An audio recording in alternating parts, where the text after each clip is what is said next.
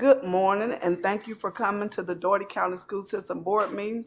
Certainly appreciate all our board members here. We do have a quorum. So, Mr. Superintendent, do we have any public comments or presentations during our briefing? No, ma'am. Okay, well, without that, we'll go back to the review of the agenda. Items to give board members the opportunity to ask any questions or make any comments. We will have an executive session to discuss personnel, student matters, and safety. Board members, do you have any questions, comments about the agenda? Okay, I can go through the agenda one by one if you like. Okay, item 1, we're going to first do the minutes. Any questions about the minutes? Okay, hearing none. Item 2, recommendation of employment of personnel. Question. Item 3, consider a recommendation of release of personnel. And board members, we do have an addendum that we'll discuss in executive session, but please review. Item 4, recommendation, we took that one out. Item 5. Item 4, if you don't mind striking that one. Consideration of recommend has to go back before the committee. The situation with that is the bids came in such a wide range. The low bid was 43. The high bid was over 43,000. The high bid was over 1 million. And so my thing is they couldn't have been very clear on the scope. So yes, ma'am. Was 43,000, and the high bid was over 1 million. We had one bid for 83,000 and one bid for about 400. So when the bids are arranged that greatly, then I think it may be an issue with the scope. So we're going to take time to review to make sure that what they're bidding on is what we actually want. We thought it would come in, certainly not a million, but we thought that the 43 was quite low for what we were asking. So we want to make sure that what they were responding to is what we actually want. And so we're going to bring that back at the December meeting. Item 4, yes, ma'am. Right. Any more questions for the superintendent? Item 5, consider a recommendation to approve award administration building. Item 6, hear none. Item 7, fundraisers and out-of-school requests. Okay. So, Mr. Superintendent, are you ready for your report? Yes, ma'am.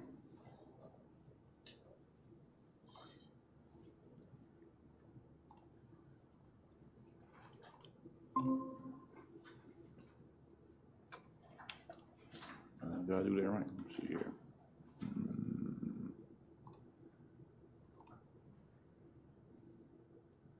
Is that our full report right there? See what now? Is that our report? No, that should not be the report. All righty.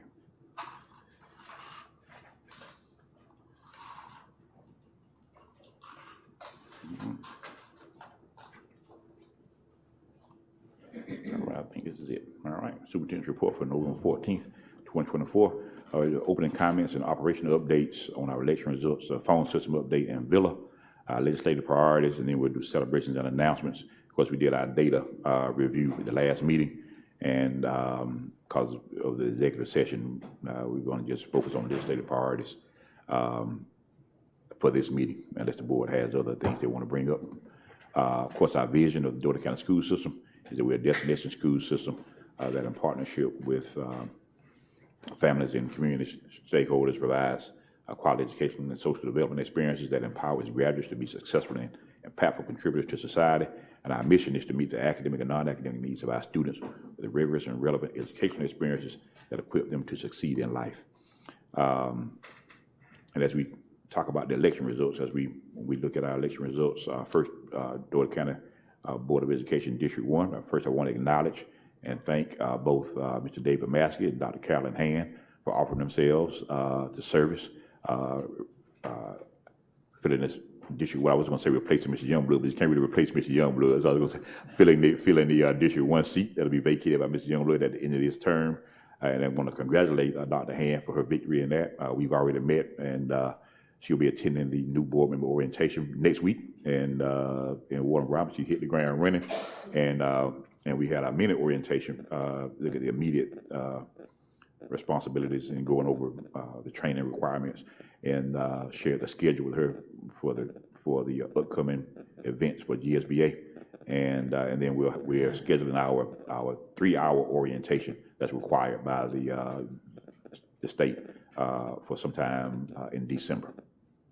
So she's already hit the ground running. We already have her working, so she's willing to work and excited about being on the board and contributing to the work that you all have started and continuing, and partnering with the administration to help lead the school system. So she's excited about that. She'll be an excellent board member and represent not only her district but the community. I think so. Yeah. And for those that don't know, she's I would say a former educator, but once an educator, always an educator. She's a former assistant principal, and she retired as a district human resource director. And so she's again offered herself a service, and she's hit the ground running already. And so we're excited to see her come on board. She even said she's not going to try to micromanage HR.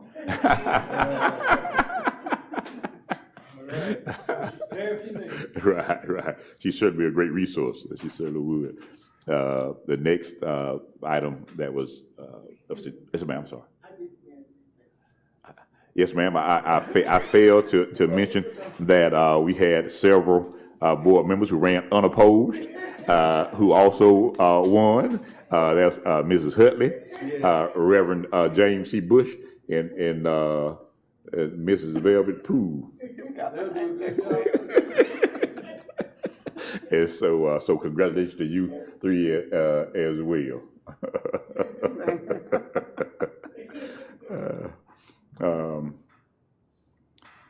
Okay. The bond referendum question, we had a $150 million bond referendum on the ballot, and it won overwhelmingly, about 68% of the vote. Yes. So we'll be having some discussions. Yeah, thank you. Thanks to the community for your confidence in the school system and in the board. I think we've done a good job of being good stewards of the taxpayer dollars and showing the return on the investment that's been made. And that's the largest bond referendum that I know of that we've gone out for, and again, passed by more than 2-1. So thanks again to the community for their vote of confidence. We'll be having a meeting of the Building and Grounds Committee to put together a final list of recommended projects. And although we do have the ability to go out immediately on those bonds, having discussions with my Finance Committee chair, we think we're going to wait a little longer to give interest rates a time to go down, right? And so that we will be able to get more buying power for those. Interest rates have been kind of high lately. They are leveling out and beginning to decline. So we're going to wait until the last possible moment to make sure we get the greatest benefit in terms of reduced interest rates. But we are pleased with the results and look forward to making those investments to improve our capital assets in the Dougherty County school system. And a couple of statewide items, constitutional amendments. The homestead exemption, which passed, provides a millage rate cap in terms of increases. It restricts the local school board, local municipality, and local county commissions. It restricts their ability to increase millage rates tied to the rate of inflation based on a pre-identified inflation index like CPI. Although they didn't specify CPI, that's one of the inflation indexes they're considering. And we've been running some numbers, looking at the possible impact. I'm a proponent of local control, and most times our state government is a proponent of local control. In this case, I guess they're not. But there is an opt-out provision that the city commissions, county commissions, and school boards can opt out, and it won't put that cap on them. And so we'll be making a recommendation to the board at the December meeting regarding that. We're looking at the possible impact on the school system. But overall, What this does is if you don't opt out by March 1st, then you're locked into this cap forever. And I'm a little concerned about handcuffing the board, not this board or board next term, but future boards. And so we are going to look at the potential impact. And if we opt out, then it doesn't change. If the things stay exactly like they are, the board has control to increase or decrease as much as they deem necessary. And I think this board has shown its fiscal responsibility and stewardship. As you know, we've reduced the millage rate 6 out of the last 7 years, been able to build a very healthy reserve while doing so. So I think this board has demonstrated its ability to manage the finances of the school system. And I think that handcuffing this board will put it at a grave disadvantage. So preliminarily, we think that we're going to recommend opting out, but we'll come back with a full recommendation at the December meeting. The next constitutional amendment was an increase in the tangible personal property tax exemption. I think it went from 7,500 to 20,000.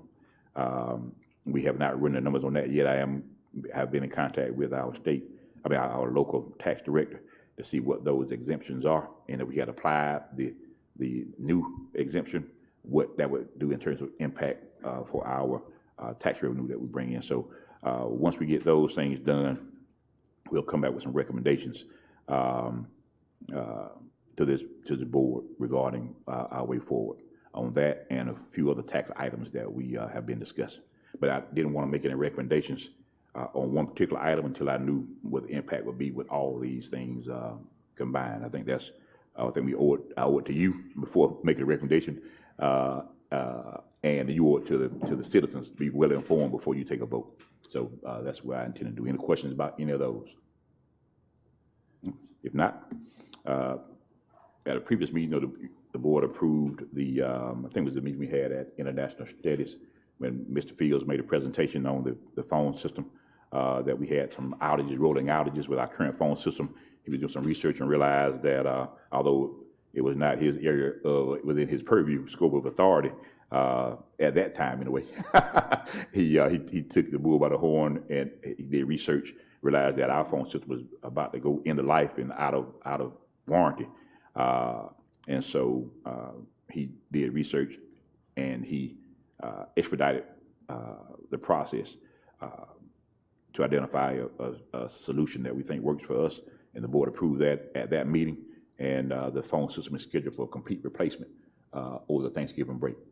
So thanks again, Mr. Fields, for your hard work and diligence in that regard, and making sure that we can communicate. Yes, he deserves a hand for that. Thank you, sir, for that. And he'll be the first to tell you he had a committee of about 15, 20 people, and he got a cross-section of people from department, schools, to give their input. So he didn't make the decision. He organized it and got the schedule put together and provided leadership, and that really matters. But he's also a leader that that believes in collaboration. So he got a cross-section of folks from across the district to get their opinion, and that recommendation was based on that committee's input.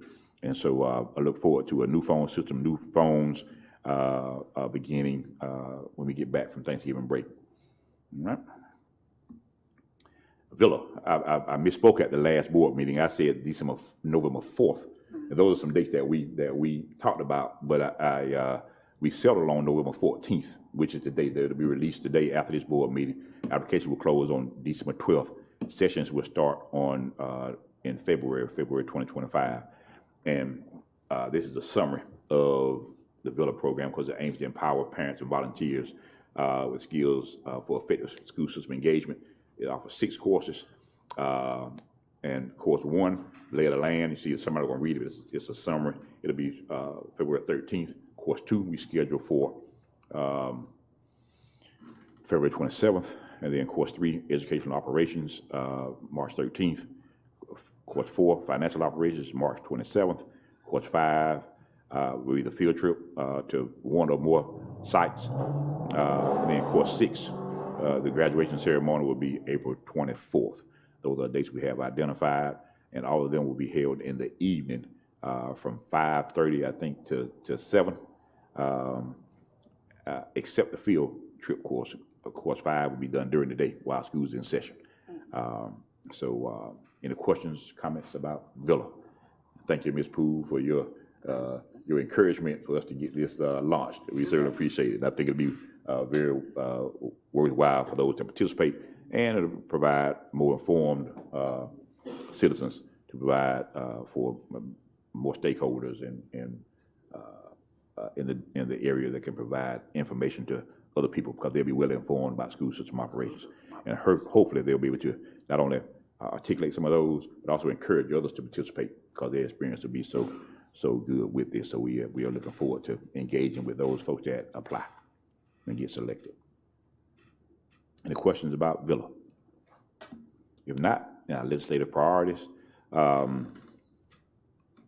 Expansion of pre-K, of course, is our number one. As always, we have expanded by 14 classes, I think, 15 classes, 11 regular ed, 4 special ed over the last several years with a new site at the Morningside site. Dr. Solomon reminds me that we still have 8 classrooms that we can move into, so we're going to keep going until we fill those 8 up. Because we did have a waiting list this year, even with the expanded number of classes, we had a waiting list, and so we intend to keep expanding until we have enough capacity to service everyone that wants to be a pre-K student. And then next is adding a weight for economically disadvantaged students to our QBE. We do have equalization, which is a factor in our funding formula that provides additional funding for low wealth districts in terms of property wealth. And the basis behind equalization is that every community doesn't have the same tax capacity. Everybody doesn't have downtown Atlanta with all that property in downtown Atlanta, and so they can 1 meal may be $50 million. They may be able to generate $50 million with 1 meal. Dougherty County, we're about 2.2 million. Some very rural communities may generate a couple of $100,000 per meal. And so what equalization does is it equalizes your tax ability in terms of the capacity. Anyone who's below the state average in terms of what you generate per meal, they get equalization grant that takes them up to the state average. And so that way they're at least at the average of the taxing authority.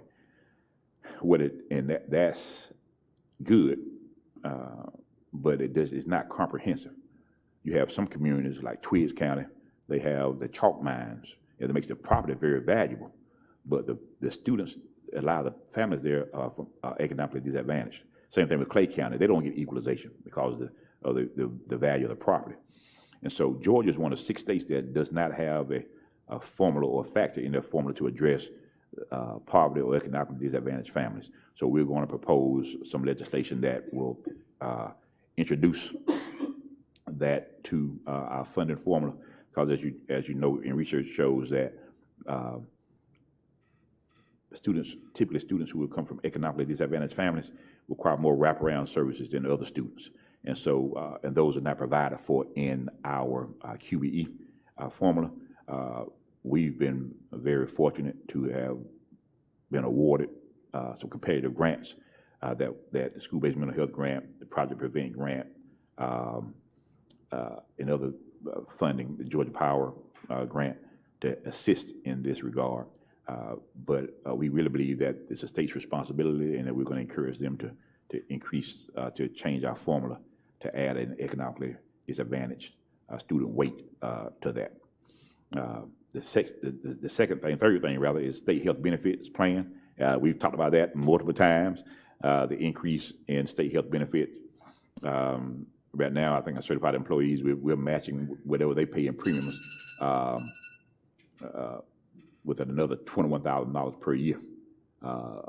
So if they pay $400 a month, that's $4,800. We pay $21,000. That's $25,000, over $25,000, almost $26,000 a year for health benefits, and that's expensive. And so there's some structural things that we think we need to change with the state health benefit plan to improve it. But until that time, we're going to ask the state to phase in the increases slower and see if they can take a bigger role in supporting the costs associated with those increases. Again, for the Dougherty County school system, our increase is the increase alone, when fully implemented, will be about $5.7 million. And that's at the $21,000 level. It didn't, there's no promise or no commitment that it's going to stop at 21,000 in terms of our employer match. It could go higher, and that means our costs would go higher. And although we do have a very healthy reserve, which we're using a large part, we're using a significant portion of this year, that's not a sustainable path.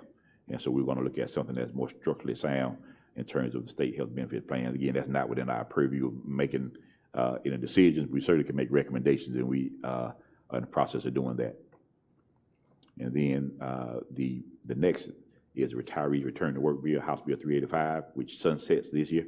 That allows retired educators to come back to work full time if they are in one of the covered content areas, which is a high demand area by RESA, and our RESA is math, special ed, and science. They have to have at least 30 years of service. They retired with 30 years of service, and they have a 1-year waiting period. The average years of service at retirement is somewhere between 25 and 26 years. So the average retiree from teacher retirement doesn't get 30 years. So this is a bit restrictive. And also in the 3 content areas, based on the high demand by RESA, is a bit restricted. So what we're going to ask is to extend the House Bill 385, increase the number of covered areas to at least all content areas, core content areas, and special education, and eliminate the 1-year waiting period. And we are drafting a proposal for that as we speak. We should release that the first Monday in December when we return from Thanksgiving break. Madam Chair, Yes. question to Superintendent. What is the rationale behind the 1-year wait? I can't tell you. Thank you very much. Yes, ma'am. And, I can't tell you I'll that. ask them, I'm sure. Right. I've heard that it's because they didn't want teachers to retire just to be able to come back and work the next year. And some people thought they would be teachers trying to get rich by doing that. But and my position on that was that they were trying to get rich, they never would have gone into education, because they don't go into education. I heard the saying, people don't go into education for the income, they go for the outcome. And the outcome being student achievement and preparing them. So we do have some data that shows from teacher retirement system that shows over the first 2 years. I haven't looked at the third year yet. Over the first 2 years, duplicated head count. So it's fewer than 600 people statewide that have taken advantage of this. So if I participate in 2 years, I count twice. So we have fewer than 600 people, duplicated head count, that participated in this over the 2 years. And I'm going to get the third year numbers, and then we'll present that as part of our evidence that it's not going to be a widespread exodus. But what it would do if we reduce these restrictions, eliminate these restrictions, it would provide a more robust teacher pipeline until we can get the demand balanced with people entering the profession. Because as you know, we've shown before that there's been a significant decrease in the number of higher ed students getting bachelor degrees in teacher ed and through our university system, schools. One thing we're considering heavily on this is to change it from a retiree return to work bill as a legislative priority to a teacher pipeline priority, because another thing that we've been discussing is the teacher pay scale. You know, up through year 9, you get a step increase associated with a pay increase every year. After year 9, you get a pay increase every 2 years. But after year 21, you don't get an increase at all. And so that sends a message, in my opinion, to your veteran educators that after 21 years, there's no more value in you. But those, I believe, are some of your most valuable educators. They mentor the ones coming on board. They provide leadership in the building. And so what we're going to do is advocate for pay increases associated with those steps through year 30, at least through year 30, which is what would be considered full retirement. Now, is that going to happen? I don't know, but we're going to advocate for it. Advocacy works. It may not happen this year, but we're not going to stop advocating for it until we get something that we think is representative of the value that teachers represent, particularly those veteran teachers. And so we're gonna change that priority if the board's okay with that. Change that priority from retirees to return to work to teacher pipeline, and we use this as a bullet, and then the teacher pay scale as a bullet in those priorities. And then the final thing is the workforce housing. We've discussed this, I think, in a previous board meeting. Our goal is to identify some state funding, some federal funding to go along with a portion of the bond proceeds to identify some property, develop housing for induction phase teachers in years 1 through 3 at a reduced, with a lower than market rate rent. Some of the anecdotal data we get from teacher ed candidates who student teach in our schools who will be interested in staying here, that they can't afford housing, and so they go back home, stay with the parents, so they can afford to live. And we discussed this last year. I think I showed the board that between 2022 and 2023, the community in the country that had the highest rent inflation was Dougherty County, Albany and Dougherty County. I haven't seen the 2023 to 2024 numbers. I would hope we weren't number one again, because that would be devastating. But the fact that we were number one in rent inflation between 2022 and 2023 says a lot about the challenges that some of our people in our workforce or potential workforce face. And so we want to address that by providing housing, quality housing at less than market rate rent for the first 3 years, and with a service commitment associated with that. And so that's what we're looking at moving forward. So those are the priorities that we have right now. We received information this week that the meeting that we typically have with our local delegation to discuss our legislative priorities is not going to be on the first Monday in December. It's going to be November 25th, which is the Thursday of the week of Thanksgiving. And I'll share that information with the board. Full transparency, I have a daddy-daughter trip. I leave on that Friday afternoon. I come back on Tuesday. I plan on living up to my commitment to my daughters. So we will have our packet prepared. We'll come with someone who can provide the update, and I'll make myself available either before or after. But I have a 16-year-old and a 22-year-old who expect to be on a trip with Daddy during that time, and I intend for that to be the case.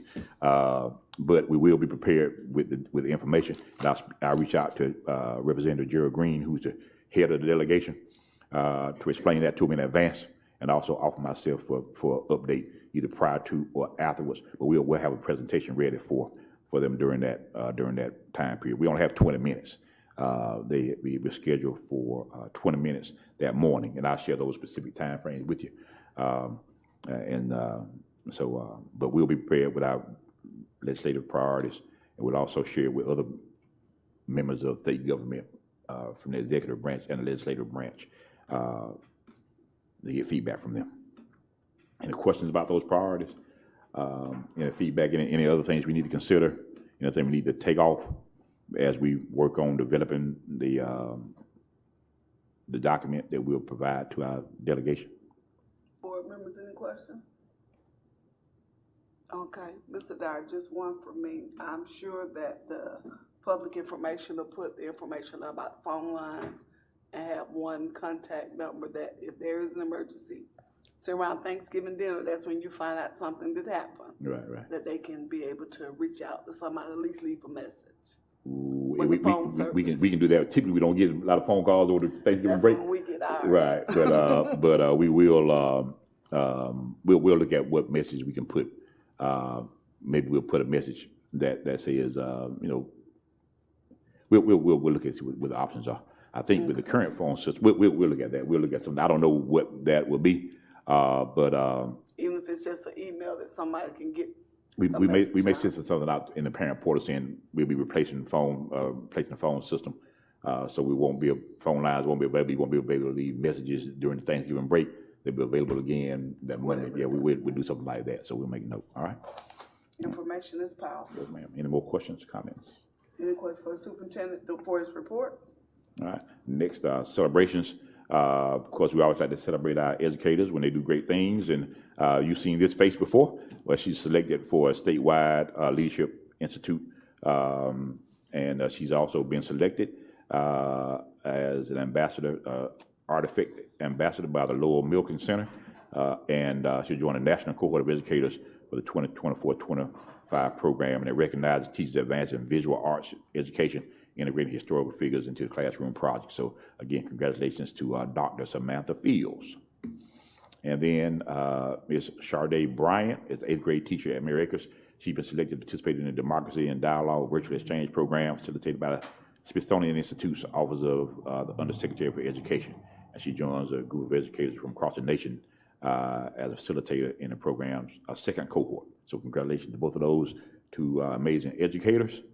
And finally, state playoffs, football playoffs began this week, and Westover, as the number 9 seed, will host Luella at 7:30 at Hugh Mills Stadium, and Monroe High School will travel to Jefferson High School for a playoff game at 7:30, also on Friday night. Madam Chair, that concludes my report, and if it is the board's pleasure, we have a brief executive session. I don't anticipate any action coming out of the executive session. And in terms of the addendum, there really is nothing significant on there. We can go over that during the open meeting, or if we have other items to discuss in the executive session, we can go into executive session briefly. Well, just to cover everything, can we get a motion to go into executive session for personnel, student matter, and safety? Madam Chair, Yes, ma'am. I move that we go into executive session for the purposes aforestated. Second. Been a properly second. All in favor? Aye. All opposed?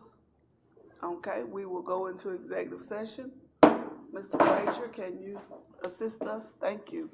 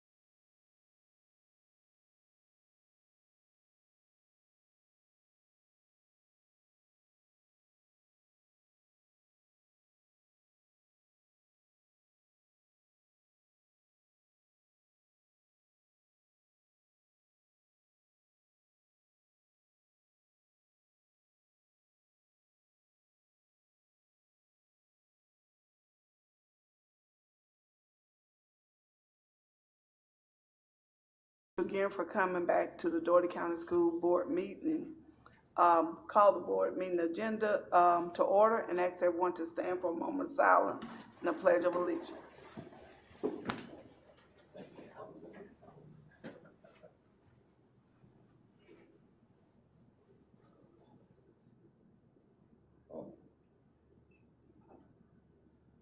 I pledge allegiance to the flag of the United States of America and to the republic for which it stands, one nation, under God, indivisible, with liberty and justice for all. Thank you. Mr. Superintendent, do we have any public comments or presentations? No, ma'am. Okay, do we have a motion to adopt the agenda and amendment? Second. All in favor? And Madam Chair, that's amended with item 2A Item for two. personnel and deleting item 4. Four. Is that the amendment? Yes, sir. Okay, all right, thank you. It's been properly moved and second to adopt the agenda or as amended. Do we do the motion? Yeah, you'll get a second. Okay. And we got a second. All in favor? Aye. All opposed? Okay. Do we have any changes to the minutes of the regular board meeting held on October the 11th? 31st, I'm sorry. It was at the 31st? 31st. Our last board meeting. Yes. Can I get a motion? Offer the motion that we approve the minutes from October 31st meeting. Second. All in favor? Aye. All opposed? Motion is passed. The minutes are approved. Thank you. Ms. Starr, can you send that down there? Okay. Enter a motion of consent agenda, item 2, 5, and 7. 2 through 5, I think. 2 through 5 and 7. Because we're taking 6 out, because we gotta do 6 by itself. And we took 4 out. We took 4 out, so we're doing 2, 3, 5, and 7. Do I have a motion? So moved. Second. All in favor? Aye. Okay, motion passes. Okay, now, enter a motion of item 6. So moved. Second. All in favor? Aye. All opposed? Motion passes. Okay, do we have any announcements or comments from the superintendent or the board members? Madam Chairman, thank you so much. I came to Albany, Georgia when I was 18 years of age. I met Mr. Davis's auntie, who has been very, I'm just glad that I crossed her path. My life totally changed because of this lady, Lula Davis. And she has gone home to glory. And her funeral will be on Monday, I believe. And I just want to express to Brother Davis my sadness and heartfelt. I'm just glad that I met his family. They have truly been a part of my life. Thank you so much.